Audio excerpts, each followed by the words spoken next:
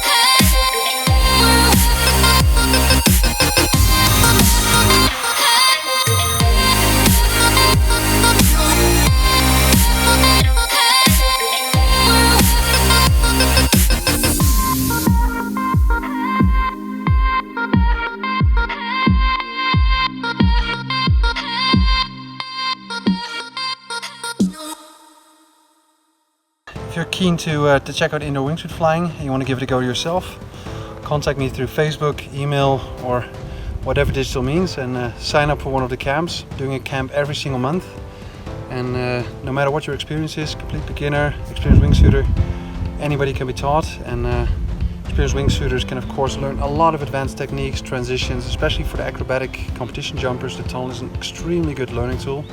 But just in general, like clean inputs, small steering maneuvers, and getting super precise with wingsuit flying, the tunnel is just amazing. So what's also really cool about Jordan is that the area that we're in is actually used as a backdrop for Star Wars. Big rock in the background. That was actually used for the city of Jeddah. Just nerdy, useless info that is really cool. Yeah, as you might or might not have seen last year, I've also been flying my wingsuit with jet engines for the first time, which is by itself an amazing thing to do.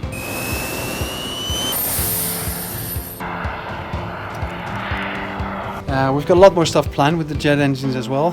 More flights, some improvements and changes to the way the engines are set up. And yeah, we've been on a bit of a hold because it was winter, and mainly jumping from a hot air balloon. The winter is not like the ideal time in terms of wet, snowy weather that we get in Holland.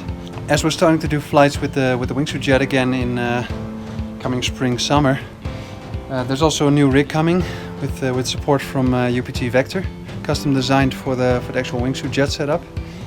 And because I had to pick that up, it was delivered to City Skydive in the Netherlands, which is a new vertical wind tunnel.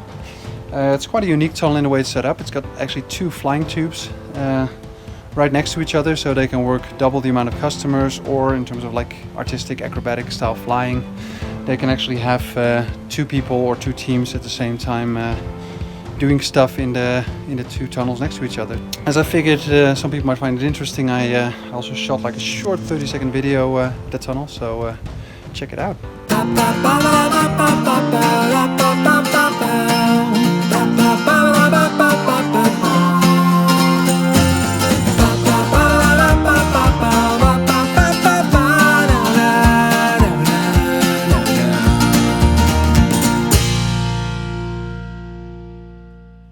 Another thing that we've been doing at the wind tunnel recently has been actually testing tracking. We've been getting a lot of questions over the last few months about can we track in the tunnel.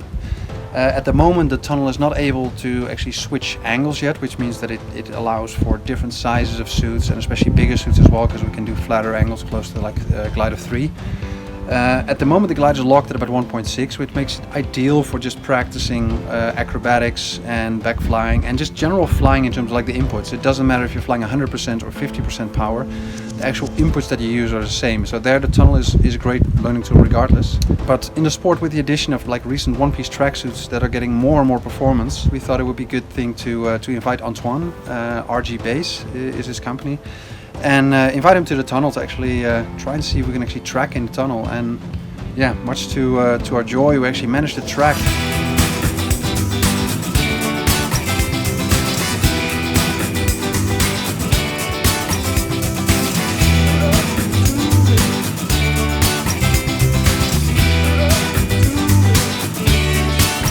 With a bit of practice we were already able to really translate what we've been practicing in the wingsuit and put it onto the tracking suits and do some two-ways, do some docking, do some up and overs and various moves. So looking at actually the current choice of models that you get in the wind tunnel, you know, especially all the bigger ones, RG Base, Phoenix Fly, the OneSie, those suits do perfectly fine in the tunnel, and I think over the coming weeks or month we'll actually be adding the tunnel like official packages in terms of being able to book tracking and being able to come and fly. For those that have been watching my YouTube channel the last year, you may have seen more and more the 360 videos popping up. Quite a cool new concept with the camera that's recording a full sphere around you. In one way you can use this afterward, letting the actual person watching decide what they want to watch. But for me, actually one of the more interesting things is actually that I can film with one camera and then afterward during editing determine if I want to get the front view out of it or the back view. So the camera that I've been using there has been actually this one. It's Insta360. 1 is the number of the or the name of the model. And the nice thing about this thing, it's you may have heard of the GoPro Fusion, and this is in a way it's similar in terms of what it does. And what's really cool about this one compared to like the GoPro one is that this actually has internal stabilization. So there's essentially any movement you do with the camera, the actual image will stay stable, and in post you can actually decide if you do want to incorporate the motion data or not. I can get a perfect front view out of the video. You can just use it like you would normally use an action camera, just get your normal POVs out of it. But then on top of that you can also get like a back view out of the camera, and especially nice there is because of the seam line you actually lose the actual little tripod stick underneath the camera. So as a result you end up with almost like a drone style video that's flying in front of you looking back. On top of that you're not jumping with like 2, 3, 4 different cameras, but you just have this little thingy on top of your helmet, and that essentially captures all the angles that you need. If you're looking for a good camera, if you compare this again to the GoPro Fusion, which is close to 800 bucks, this one is I think $270, $260 depending on where you get it. So it's more than half, almost a third of the price. And the only real difference being that the GoPro does have a better resolution that shoots a total image of 5K, where this shoots about 4K. So you do have slightly more pixels with the GoPro one. But yeah, all in all, looking at the difference in price and seeing the quality I'm already getting out of this one, I think for most normal users this will be more than enough, well worth putting this in your tool bag. Last year Fraser Corsan did an altitude attempt trying to raise money for the UK Armed Forces, the veterans. And he succeeded in actually raising a lot of money for a good cause. So with all the footage that we film for these kind of projects, it's often only like a tenth or even less that actually ends up on the screen, where we actually get a lot of really cool footage. And thankfully a lot of these companies actually do allow me afterward to release the footage. So in next episodes I'll be showing some stuff that I shot in Mongolia with Robert Pechnik, and some of the stuff that we shot in Belgium as a prep and test shoot for a big Chinese action movie that's out now. It's called Operation Red Sea. Here is some footage that I shot in the Algarve with Fraser. These were jumps just basically done to get beauty footage, showing the suit flying and a beautiful backdrop that was actually used to promote the project that he was doing. And yeah, enjoy.